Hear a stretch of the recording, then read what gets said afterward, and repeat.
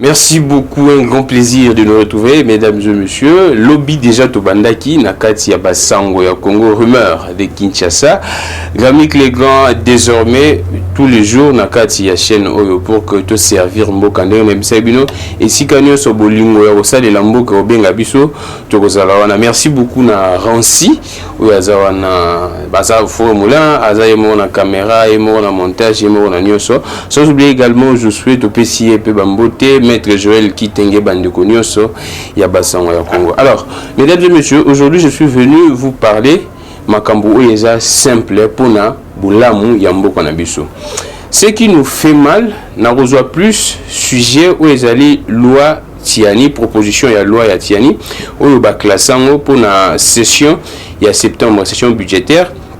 En septembre, c'est vrai que l'obit obeta qui on a maître Joël Kitenge, mais le long n'a un peu tout sur le nabino étant que bas congolais. Alors, de ce fait, nous avons besoin kakayaba fanatique te. Mingi kakayaba fanatique te, mais nous avons plus besoin ya batu oyo ba soutenaka vision ya mokonza mboka. Je répète, nous avons besoin ya ba fanatique mingi pendate. Mais nous avons besoin de soutenir la vision ya mokonza mboka. En tout cas, moi je reste journaliste.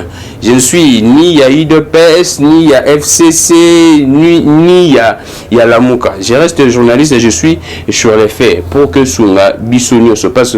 Mboka o toko développer na ki fanatisme mais toko développer ce qui toza ko soutenir vision ya mokonza mboka. Alors, ko soutenir vision ya mokonzi ya mboka est différent na kozala na fanatisme na lolé.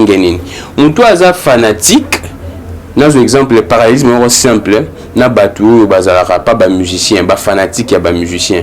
Pour na bango musicien na bango leader na bango, nyoso eza malamu, nyoso eza bien, nyoso oyo bakoyebisa nyoso oyo sala eza malamu, eza malonga.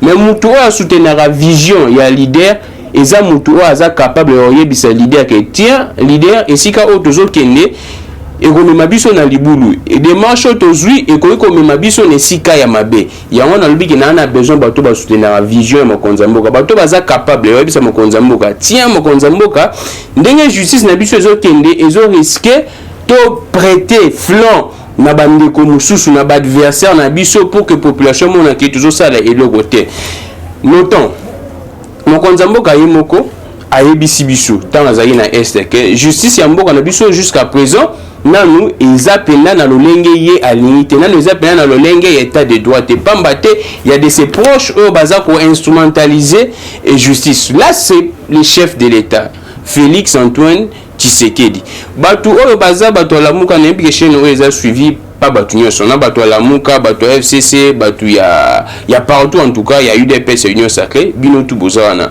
Là je ne suis pas dans votre débat au président élu président non élu président de fait, je ne suis pas là. Là c'est la politique, là moi je n'entre pas. Moi je suis sur ce qui est rationnel et ce qui est la science parce que je reste journaliste. Mokonza mboka a lobby bongo. C'est la même chose na makambu ya loi Tiani. Loi Tiani bandi awa.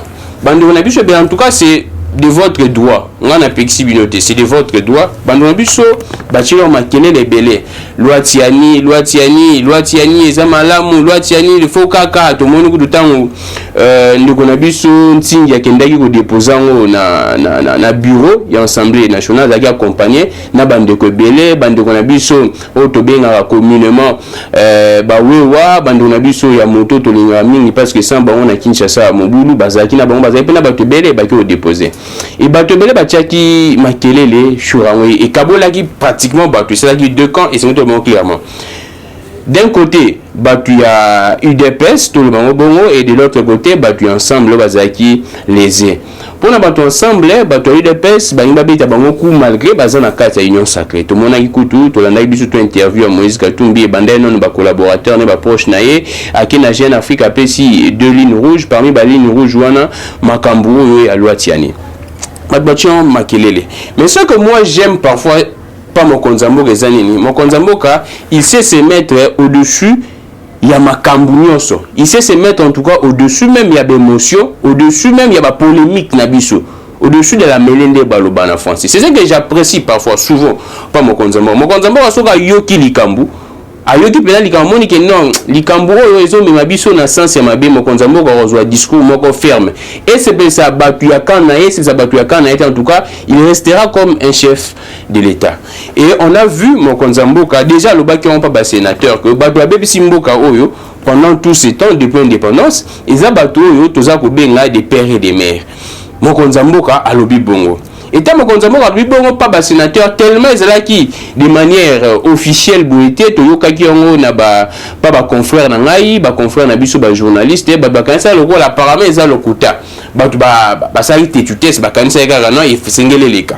Et mokonzi mboka Jeune Afrique a pesi révélation que c'était depuis le 3 août que mokonzi mboka a solaki na mboso ebisaki que non makambo wana esengeli ba klassango eza pena priorité te siko. Pourquoi est-ce que na beti di solo wana omoni soki toza na bokonzi toza ko diriger soit toza nesika mon organisation moko X ou bien Y, il faut savoir, il faut éviter kopesa ba adversaire na bino occasion na bandeli, il faut éviter kopesa ba adversaire na bino occasion pour que ba ridiculiser bino, pour que ba zo moyen ya koloba na batu keno yo oza mutu mabe yo ozo sala mabe. Likambu ya loi ya tiani wana mokonzi mboka pour moi mokonzi mboka a bien agi. Mokonzi mboka a très bien agi.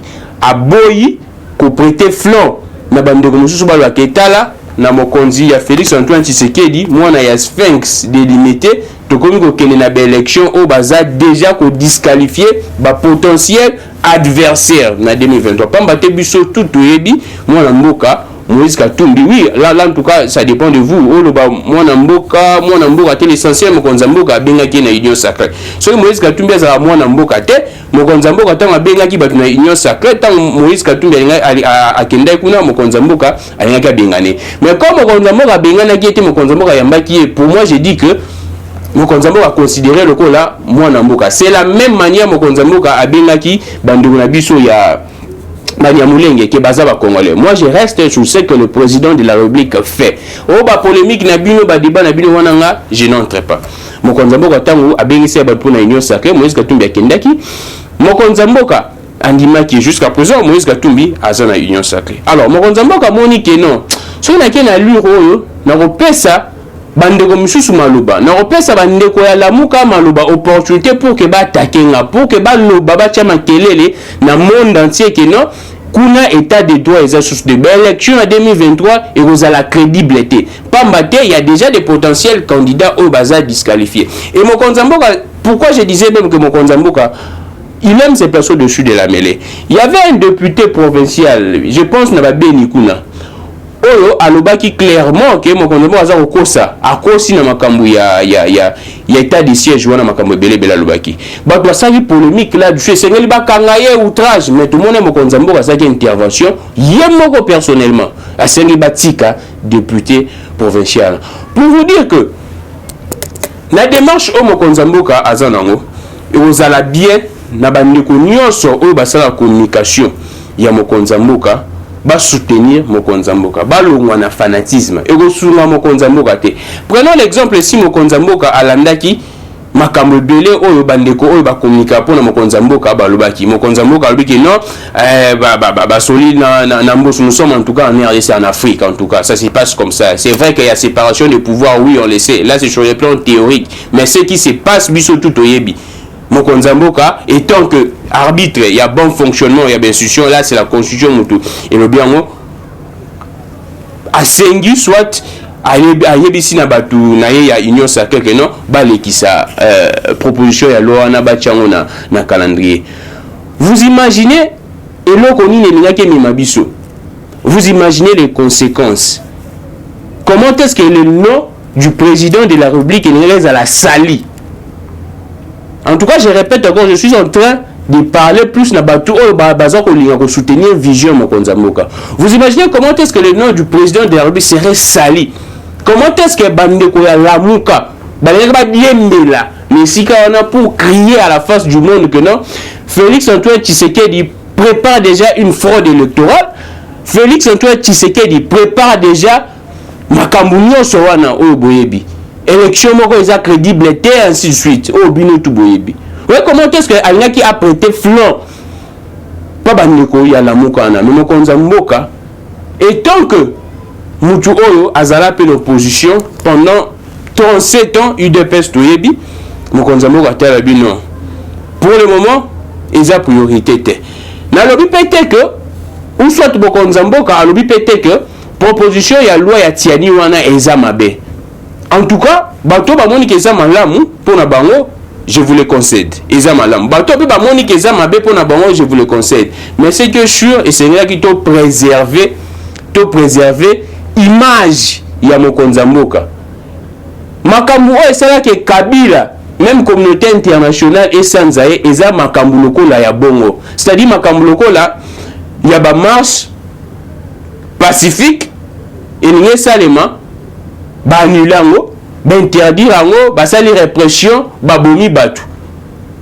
bazokanga bato na baaner makambo wana nyonso yango esalaki image ya Kabila ezala terni et yango poussaki même etiaki babu na camp ya Kabila au-delà du fait que abongisa mboka te social ezalaki kawana biso tout oyebi mais oyo ezalaki susu goutte oyo débordaki vase eza likambo wana babiloko ya bongo salir le comportement du chef de l'État à l'extérieur là vous jouez même les jeux de l'ennemi je vous le dis sincèrement vous jouez les jeux de l'ennemi oyo bandeko na biso basala la communication mokonza mboka baza koyeba te yangwana yangwana moi en tout cas étant que journaliste étant que historien même du présent étant que mutu dans sa lecture ya ba fait ce sont ou soit bandeko baza mopanzi ya mokonza mboka batika ko jouer jeu ennemi tant obino bozo sala makambo wana loi tianye sengeli leka loi tianye sengeli eleka vous jouez les jeux ya lamuka chez boyebite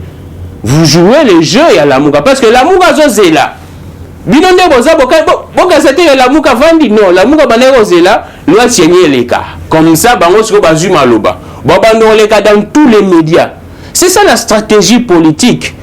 C'est ça même la politique. On a mis tout dans la question. Je prends l'exemple de Yavidi et Chimanga. En tout cas, ça n'a rien à voir avec Makambo Bokoki Kukanisa. Ça conseiller spécial à Mokonzambo quand Makambo stratégie. Mais Vidi et Chimanga doit être mieux placé à Royer Bisa Mokonzambo. Ba stratégie ya bongo. Ba stratégie politique ou est violente té. Ba stratégie politique ou est violente mais ba stratégie moko douce mais très efficace. Ce que le président de la République a fait, en tout cas moi je salue. Moi je salue. Apprêter malo apesi opportunité pour bandeko oyo baza adversaire na été ba bebisa notoriété na été ba bebisa crédibilité na été ba bebisa réputation na été. C'est la même chose également avec Makambo et ba marche. Essayez de le dire clairement. Bandeko tout bazo na ba marche à la muke c'est ba pekisango. Moi je suis contre et je le crois fermement on est na ebe no konzamboka. Il est également contre tout ça. Il est également contre. Et je le crois fermement que marche à le 29 va interdire en noter. Pourquoi dans le Bible il appelle ça bino exemple que Goutou est débordé qui n'a vase pour que Kabila va coincer bon peut pas banindele. C'était parce que Kabila il voulait étouffer la démocratie. Ne poussons pas le président de la République à Salama Kambo à bêtise au Kabila, c'est-à-dire étouffer la démocratie. Oui, vous pourriez dire en tout cas dans la pandémie Makambo nyonso. Cela n'empêche pas bandeko basa la manifestation na bango. Quand vous faites ça, bozo pesa, bozo vimbisa argumentaire ya bandeko ya lamuka, so boza koyebate. Bozo pesa bango ba élément. Dans un combat, o basala ba vidaka quand il y a ennemi na ba munitions. Mais bino o bozo sala boza ko tindela bango ba munitions. Ya lo bango ba vandi na bango baza ko na ba munitions te. Mais pendant qu'on pèse sa bombe à munitions, vous jouez le jeu de l'ennemi sans le savoir. Nous sommes en train de plaider d'ailleurs, étant qu'un journaliste, organisation même, il y a structure, soit communicateur, bandeko tout balobela mokonzamuka. Tous à la source on a ba fanatique tête, tous à la bateau baza ko soutenir vision mokonzamuka. O baza capable de mokonzamuka que non mokonzamuka, c'est une stratégie et qu'on mettre biso en difficulté. Maintenant là tout le monde a la difficulté à communiquer sur acte salamari pour la passion ligodi. Entre nous tous à la peine claire. Entre nous tous à la claire. L'une à défense au bas communicateur, il y a mon konzamboka, bah pour que bah justifier acte bah policier, bah salaki, Papa Chion Ligodi. Oui, vous allez dire que non, Wana, ce n'est pas le président de la République. C'est la police. Mais bandeko ya Lamuka, bandeko ya FCC, c'est bien argumentaire que tant que vous avez une opposition, tout ce que le policier faisait, Ezaki Namoutou, Yakabila, vous allez dire quoi? Vous allez dire quoi à la face du monde? C'est ça que je suis en train d'interpeller. Les gens pourraient penser que non, je suis contre. Non. Entre nous, on doit se dire de vérité. Je ne suis pas là contre ou pour.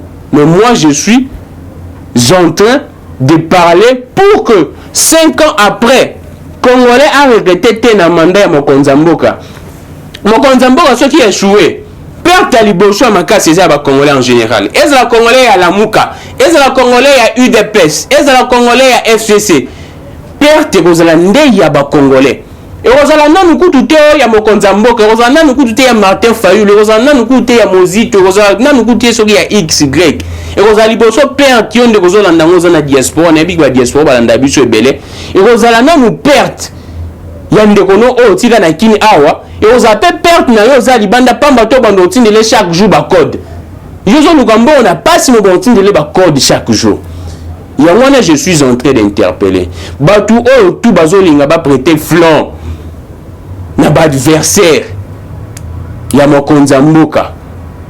Vous êtes en train de jouer le jeu. Il y a adversaire, il y a Mokonzamboka.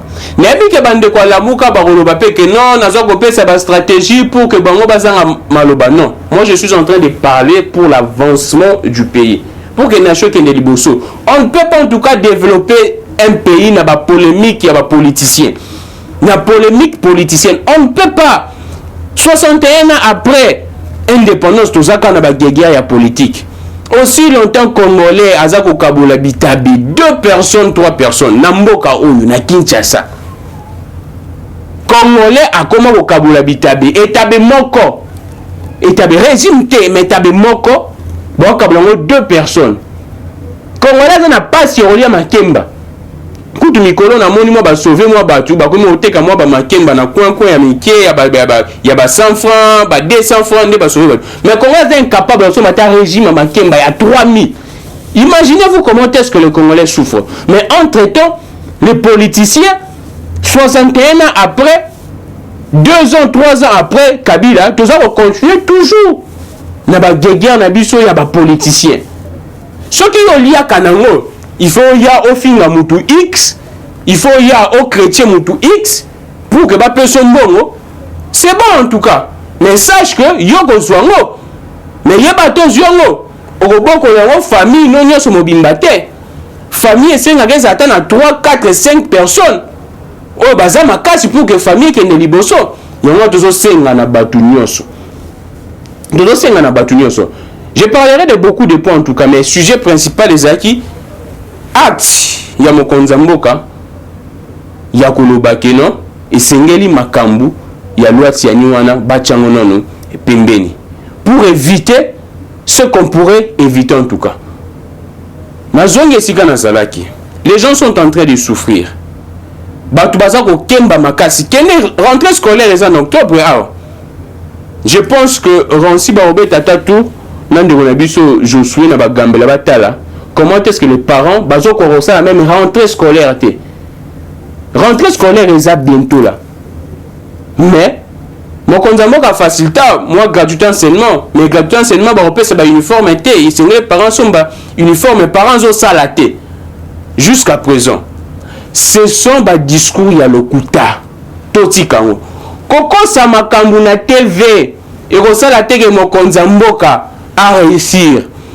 Et ça la que Mokonzamboka a réussi. Disons vrai au peuple congolais. Et j'apprécie même la sincérité. Vérité Mokonzamboka lobaka. Mokonzamboka soit en tout cas lobango clairement. Les gens peuvent critiquer comment est-ce qu'un chef ne peut pas être au courant. Oui. Ceux qui va service n'est pas au soulève Mokonzamboka lobango que je n'ai pas l'information. Et j'aime cette sincérité du président de la République. On peut bon critiquer, oui, mais c'est la sincérité pour que Mboke Keneboso, pour que le peuple amona que non, le président de la République a mal entouré. Et c'est un message même. L'ancien entourage n'a que non, bozo sala musala ndenge longo banité. Comment il y a une situation qui se passe dans X, Y et Sika, mokonzi mboka aye bangote. C'est un message que mokonzi mboka za ko lancer na ba collaborateur. Na chabino na bobo sunga mais boza ko sunga te. C'est ça le message à comprendre. Il y a un senga bandeko na ngai bino tout au besoin libaku Yolanda émission. Oh oui, c'est une première séance effectivement, ça doit être également pédagogique. Il y a ça là que Congolais comprendre qu'est-ce que je dois faire. Parce que Bato Kansara, on a ça landé à moi et ça là que mboke kenel boso. Non, c'est faux. Yo mo mita la dépôt bando ça là et là on y avancer na mboka. Depuis yo banda ko leka na TV oko sarabatu information eza boye o déformant. Comédie comme trop na politique. Comédie comme trop na politique et c'est écœurant. Ce n'est que dans ces pays où on a l'émission politique aux seka. Ce n'est que dans ces pays où nous avons la politique, nous avons la émission politique, nous avons analyse politique, mais nous avons la maboke. Et ça, c'est moka o, na mboka o. Mais là, bon, on est tenu sur le mokonza mboka. Moi, je pense qu'on est en train de vouloir enfoncer encore le président de la République. Et le président, heureusement, a compris cela. Le président, heureusement, a compris cela. Moi, je demanderai à Gentini Ngobila. Gentini Ngobila, constitution, ça va permettre au bout de marche. C'est vrai qu'on a exemple, non, il y a une loi organique qui a calassé à Mobutu. Mais à l'époque, ils ont dit dictature, oh, le président, oh, le papa, il y a président actuel à Téléméla. On a dit, il y a dictature, il y a régime de dictature, c'est-à-dire que ceux qui vont informer, l'autorité doit analyser ceux qui ont coquille pour encadrer marche ou non. Et ça, la dictature, il y a ceux qui sont yo, Gentini Ngobila. Ou soit Batou, ou bazo kanzake sengeli ben interdire marche à la mouka. Bonobi que non, selon loi wana ya kala, l'autorité provinciale a la possibilité à quoi apprécier. Mais c'est craché sur la mémoire, il y a Sphinx délimité, Etienne Tshisekedi. C'est dire que le combat mieux sur Etienne Tshisekedi, c'est que ça pamba.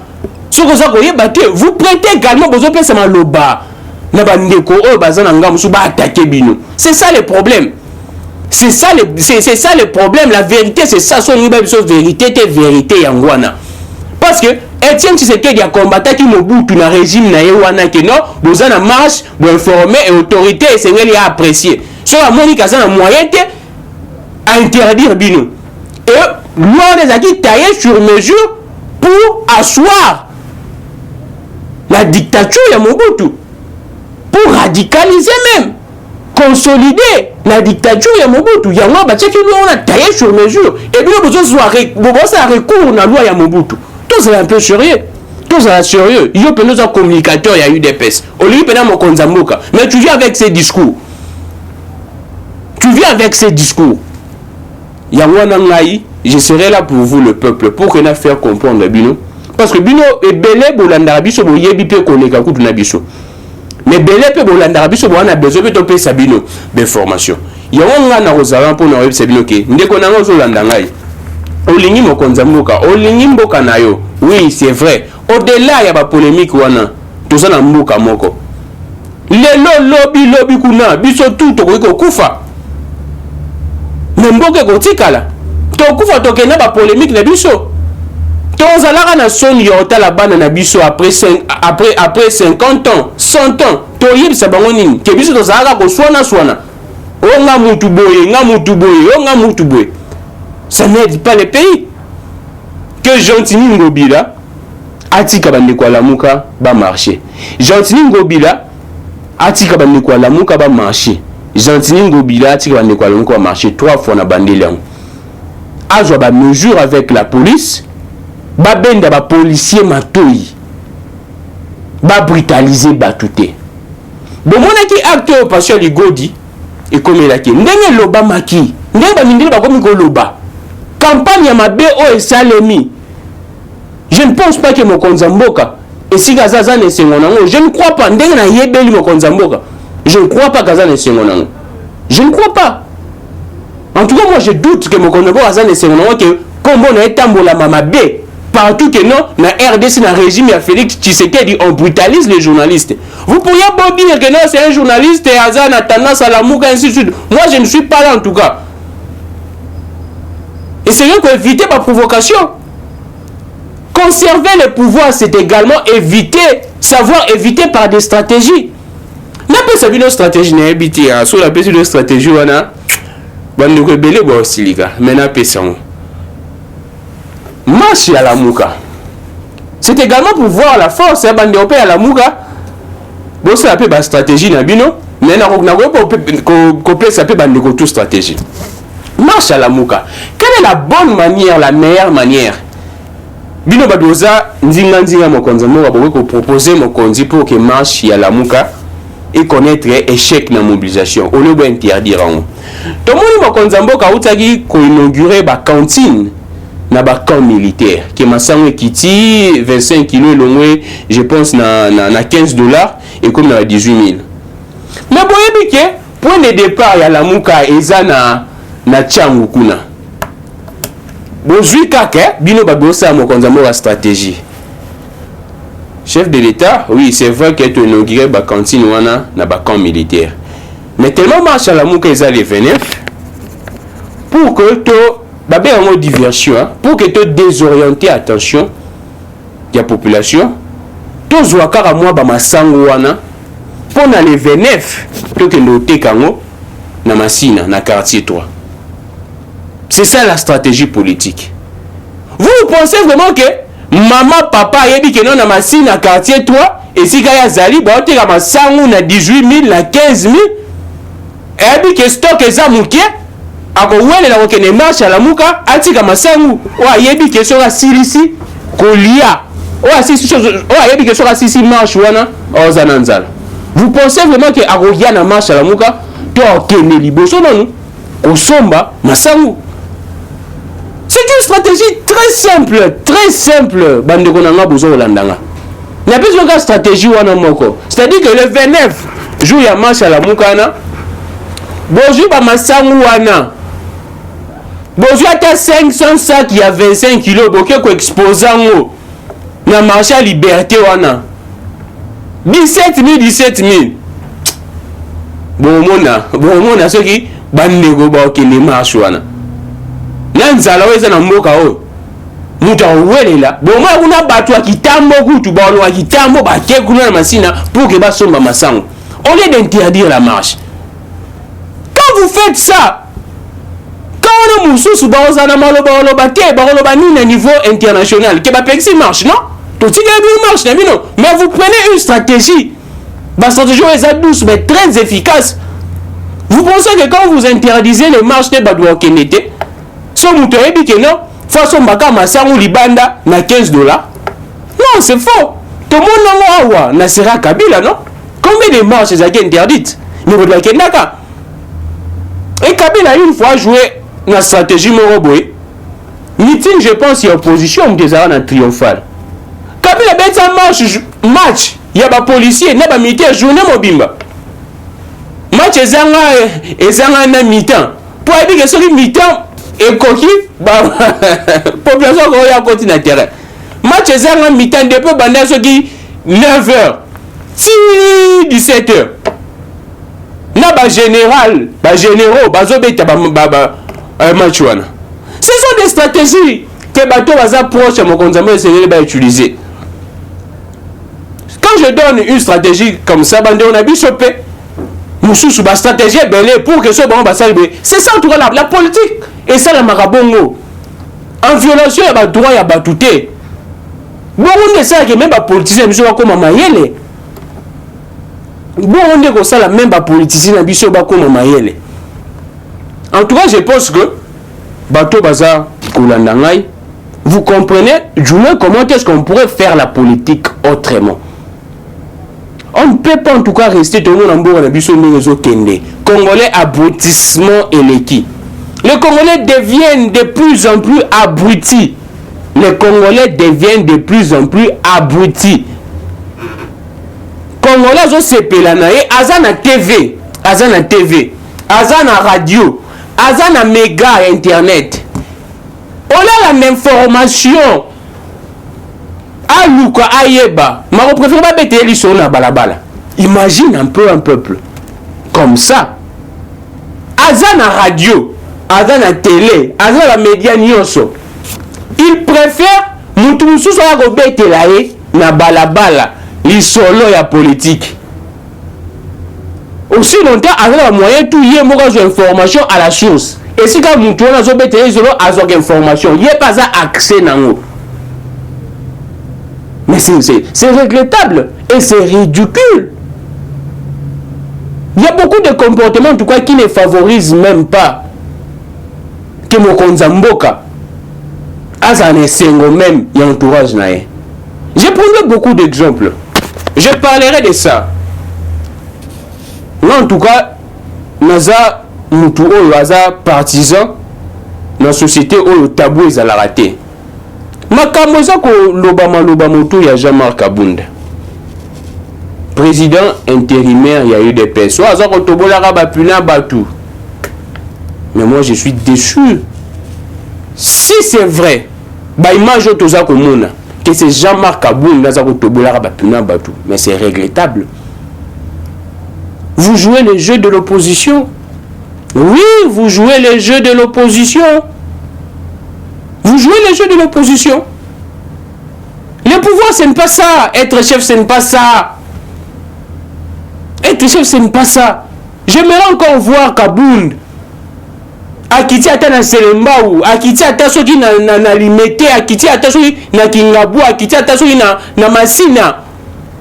Expliquer à la population qu'est-ce qui se passe exactement dans l'Assemblée nationale. Que perdre ton temps, il y a un pneu. Et ça, Moussa, ceux qui chauffeur à se méconduire, roulage Moussa na bango yangwana. Sûrement que chauffeur à se méconduire, roulage Moussa na bango te. Qu'est-ce que je sais le ça là, monsieur Jean-Marc Kabund? On s'en va numéro à Batu Nyonso. On connaît combien de mon conduit supérieur. Il y a roulage wana. Mais interpellé, roulage wana. Et ça va interpeller, ok, dans mes jours, mais en tout cas, tu ne peux pas. Quand tu as pneu, nous sommes les accolades à mon Konzamboka. Oui, les gens, Borolobagnon sont 520 gigas, ainsi de suite, ainsi de suite. On n'est pas là. C'est pas qu'on a 520 gigas de Kosala Mboka qui est Liboso, que mon Konzamboka, ça va mandat paisiblement. Non. Non, en tout cas, il y a beaucoup d'exemples, ouais, ça là que. Bandeko baza communiquer pour na mokonzamboka basuna mokonzamboka te ba jouer jeu ya ba adversaire ya mokonzamboka. Je tiens ce discours ici parce que nayebi na chaîne oyo auditoire na en tout cas tant que journaliste hein, on doit voir population na yo public d'ailleurs. Je tiens ce discours parce que je suis en face ya population oyo balingaka mokonzi ya mboka. C'est pourquoi je tiens ce discours. En tant que journaliste, vous n'aidez pas le président de la République. Vous n'aidez pas. Si c'est vrai, moi je m'inscris en faux. Il n'aide pas le président de la République. Et puis le peuple c'est que nos présidents, Makamuzo Salo, ils ont construit mon Konzambo Kate. Mais c'est un discours que l'opposition va utiliser contre Bino. Que beaucoup de bango. Bozo souffrir bapilé no bozo na passe mais bato pouvoir baza ko tobola ka yango et vous gagnez quoi dedans? Vous gagnez quoi? Ceux qui Jean-Marc Kabunda tobel pulé ya mutu et commissionnel. On dit que nous Jean-Marc Kabunda contre ku de kititi yo et rabaisser yo. Comment nous autres ne mabe ko tobola ka pulé batou? Cessons avec la folie du pouvoir, cessons avec ça. Lui les personnes souffert pour avoir ce pouvoir. Pendant 37 ans dans l'opposition, vous pensez que c'est facile. Lui, le peuple a souffert pour avoir ce pouvoir. Et vous devriez être conscient, alors très conscient, pour conserver ce pouvoir. Et avoir des stratégies démocratiques. Avoir des bonnes guerres pour conserver le pouvoir. Et nous sommes lancés dans la folie. Et nous sommes lancés dans la folie. Vous devriez être conscients. Et alors là, moi, on Asali 10 ans. La 6e humanité a raté l'examen d'État. Et moi, on a examen d'État. Vous pensez que moi, on a un excellent diplôme à Katamo? Mais c'est ce que vous êtes en train de faire. C'est ce que vous êtes en train de faire, malheureusement. Comment expliquer jusqu'à présent UDPS parti au pouvoir, dans un média très sérieux pendant ma casse, avec tous les moyens, tous les équipements possibles pour faire la communication mais du président de la République. Bandono baza ko bunda ndeti bandono biso ala sika tozali basango Kongo baza ko bunda bando rebelle ba Christian Bosembe baza belle baza ko bunda na moyen bango moko. Comment expliquer? On ne peut pas tenir un pouvoir sans la communication, c'est faux. Si vous ne savez pas pourquoi on appelle la presse quatrième pouvoir, si vous ne savez pas, c'est simple, parce que la presse a ce pouvoir d'influencer la population. La presse a ce pouvoir d'influencer la clameur publique. C'est pourquoi on appelle la presse quatrième pouvoir. Donc, tokoko zalesika, likambo salami ndenge elongo banité. Mais ce qui presse alobi que likambo salami bien, balobi on a média oza crédible. Mutu azala ndako yoka ngo arondima. Arondima que non likambo wana salami bien. C'est pourquoi on appelle la presse quatrième pouvoir. Donc la presse a la capacité soit de pouvoir de manipuler l'opinion. Il y a one. So boye par définition dans mon thé. Ou soit pourquoi tu sais bien la presse quatrième pouvoir. C'est pas que la presse a la capacité de manipuler. Je vous donne un exemple. N'importe il y a également beaucoup de bêtises n'importe. Maintenant la France 24 balaksa biso kara ba route à Paris à Kitoko wana ba route à Belgique à Kitoko à Belgique. C'est ça le pouvoir de la presse. C'est ça le quatrième pouvoir de la presse. C'est pour dire que c'est pour que bah quand ça na moto. Il y a bateau en Afrique et l'Europe c'est le paradis. Au moins que non ba banzela Kitoko mais bah on la qui ça si qu'on a média na bango banzela ya mabe à Kinshasa. Bah on filme jamais boulevard du 30 juin. Yo sur mona na France 24 bah là ça boulevard du 30 juin. Bon là ça monte parce que ça na mabuluté.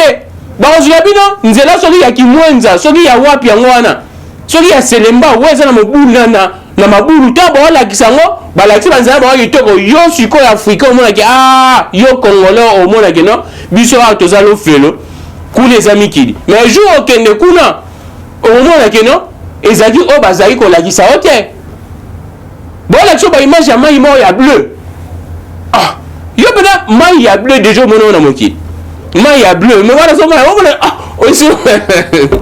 c'est ça qu'on appelle le quatrième pouvoir. Mais comment expliquer? Ce sont des vérités, c'est tout le ban en face, boy. Comment expliquer l'UDPS au pouvoir? 3 ans yango déjà. L'UDPS n'a pas un média très équipé. Vous allez dire que non? Il n'y a pas l'argent, toujours Luka. Vous pensez que ça demande combien? Vous pensez que ça demande combien? Vous pensez que ça demande combien? Bon, comment ça a l'ongoli ata?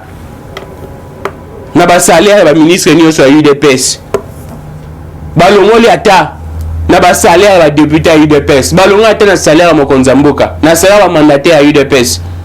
Les fils pendant une année ou soit 2 ans. Bazo l'ongoli ata 3000 $. Vous pensez que bon ça là média makasité? On ne peut pas en tout cas, on ne peut pas. Et je finirai par là. On ne peut pas conserver le pouvoir sans presse, sans médias. C'est faux. C'est totalement faux. C'est totalement faux.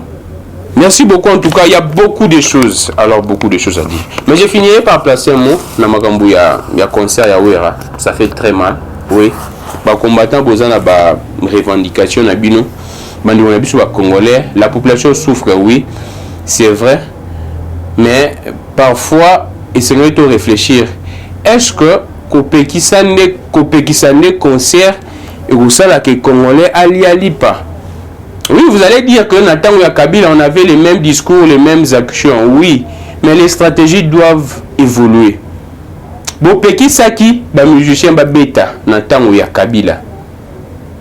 C'est pour ça que et ça dit que Kabila allait ça ba Congolais bien.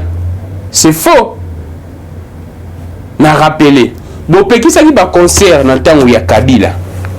Yango esaki que Kabila allié ça ba Congolais 5 fois par jour. Mais c'est faux, totalement faux. Ba Congolais jusqu'à présent, biso tout oyebi. Maintenant on besoin Bopeki ça ba concert. Il y a ba Wera, ba Fali, ba musicien congolais et bêta. Vous pensez que yango ça là que Mokonzamoka Félix Antoine Tshisekedi. Allez, c'est ba Congolais 10 fois par jour, mais c'est faux. Ma revendication est noble. Moi, je n'entre pas dans ces débats que non, vous n'avez plus les droits, ceux qui sont échangeants. En tout cas, ma comme échanger, ceux qui sont tout le monde qui non, nous avons rancé ce bongi, ma kamoute bongi, maître Joël, les tant qu'avocat, ça la moussa, naïe, bazar au foot, normalement, ma kamoune, on se connaît bien. Ma revendication est bien, est bien. Mais dès que vous avez ça là. Vous avez pekisa ba concert ba wera. Boyebi te ne baza ko beta te culture na biso pesa ko kufa. Na bamboke belé culture ne pesa ka mbongo na pays. Na ba Nigeria awa mais c'est la culture. Na ba Nigeria c'est la culture, ba Côte d'Ivoire c'est la culture. Et bamboke ze belé. Politique ça la ka mbongo te.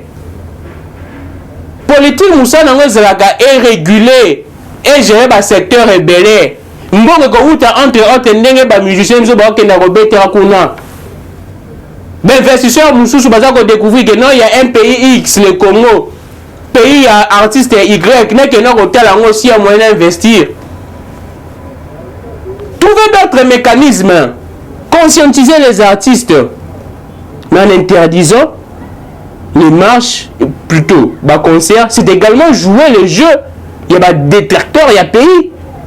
Vous jouez le jeu, il y a des détracteurs, il y a pays. Donc, Grammy, tu n'avais pas ce discours à l'époque à Kabila. Oui, on est en train de faire une évaluation. Dans chaque projet, il y a ce qu'on appelle des évaluations, même à mi-parcours. Vous ne pourriez pas commencer un projet et puis pour ça, l'évaluation en moitié. Faites une évaluation. Bon, par exemple, un concert, est-ce que les Congolais ont 5-10 fois? 5-10 fois? Non, c'est faux. Mais entre-temps, la culture se meurt. Et donc, quand ils sont montés dans la culture, et c'est jouer le jeu, il y a des tracteurs, il y a un bon abisso. Merci beaucoup en tout cas. On va continuer comme ça, à parler sur beaucoup de choses. L'actualité reste dominée. Mon Konzambo Kaza, l'Assemblée générale des Nations Unies, à Roloba. Nous tous enregistré l'émission, nous tous enregistré à 12h. Mon Konzambo je ne pense pas que dans la lobby. Je ne pense pas dans la lobby. Biso a nakin aux informations. Toi nakin ouais.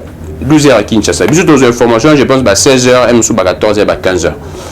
Je pense que ce que à lobby, tu mets un peu pour revenir sur ce que mon konzamo a lobby. Mais c'est que sur ma cambouya, est rozangate, ma cambouya, Covid, rozangate, ma cambouya, peine belle. Tu lobby après même ma cambouya, je pense lobby dans d'autres émissions, ma cambouya guerre à Est et O.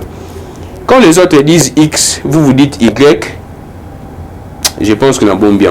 Merci beaucoup Nancy, merci na Josué, merci beaucoup na maître Joël Kitenge, merci beaucoup na Bino Nyonso.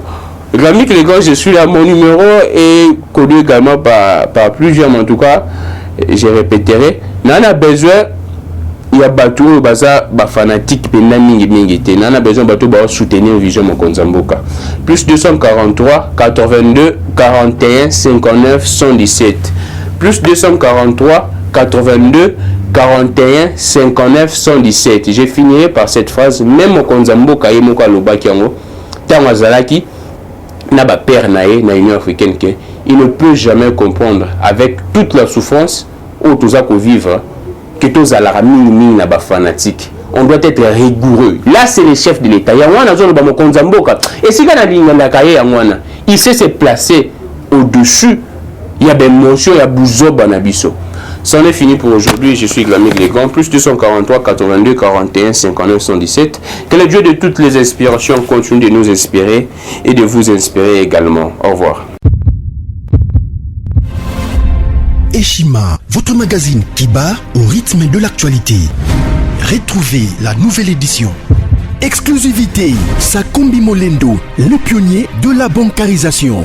Le ministre des Affaires foncières a signé le 3 juin 2021 avec son collègue des Finances l'arrêté interministériel portant bancarisation des opérations foncières et immobilières supérieures ou égales à $10 000 américains. Une première en RDC concrétisée par celui qui fait figure de porte-étendard de la numérisation et de la sécurisation des titres fonciers. Aimé Sakombi Molendo est de plein pied dans la matérialisation de sa politique qui suit la vision du chef de l'État, Félix Antoine Tshisekedi, celle de faire du numérique un levier d'intégration, de croissance économique et de progrès social. Nation, gouvernement des warriors, bilan de gestion des 100 premiers jours du gouvernement Samalou Kondé. SONAS, le DG Lucien Bonieme Ekofo présente un bilan largement positif pour les grandes réalisations du premier semestre 2021.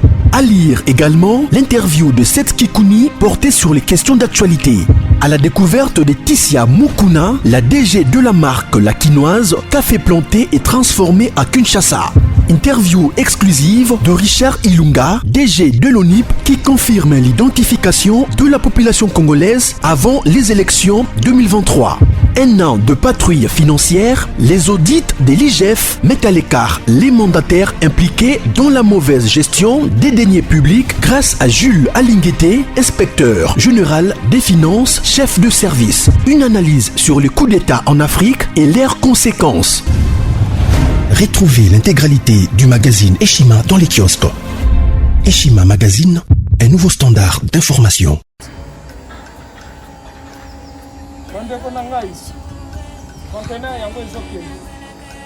Le 26 mai, les conteneurs. Conteneur chaque mois. Donc, next ekozala le 26 mai. Olingo tinda velo. Mutuka, lizo sio tangi. Biloko tu, omemaka na biso. Benga biso, comme ça, toya, so mema biloko totinda na Congo.